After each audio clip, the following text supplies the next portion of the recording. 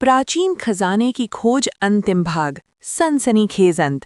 रेगिस्तान की तेज हवाएं अब और भी खतरनाक हो चुकी थीं। आसमान काला पड़ने लगा था, जैसे कोई तूफान आने वाला हो। समीर और आरव उस रहस्यमयी मंदिर के अंदर खड़े थे, जहां सामने वही आखिरी दरवाजा था। ये दरवाजा सिर्फ उसी के लिए खुलेगा जिसका दिल पाक हो। दोनों एक दूसरे को देखने लगे।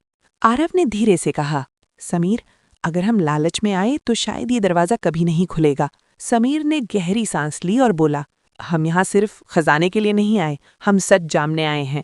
जैसे ही समीर ने अपने दिल से सारी लालच निकाल दी और दरवाजे को छुआ, अचानक जमीन कांपने लगी। दरवाजा खुद ब खुद खुल गया। अंदर का दृश्य देखकर दोनों की आंखें खुली की खुली रह गईं। सोने चांदी की ढेर नहीं, बल्कि एक चमकता हुआ नूर, एक पुरानी किताब और एक तलवार थी। आरव हैरानी से बोला, ये यही खजाना है? तभी एक गूंजती हुई आवाज आई, असल खजाना दौलत नहीं, इल्म यानी ज्ञान और सच्चाई है। दोनों समझ गए कि ये कोई साधारण खजाना नहीं था। जैसे ही समीर ने वो किताब उठाई तो अचानक मंदिर हिलने लगा, दीवारें टूटने लगीं, रेत अंदर भरने लगी। आरव चिल्लाया, समीर, हमें अभी यहाँ से निकलना होगा। दोनों भागते हुए बाहर की ओर दौड़े। पीछे पूरा मंदिर धीरे धीरे रेत में दफन होता जा रहा था।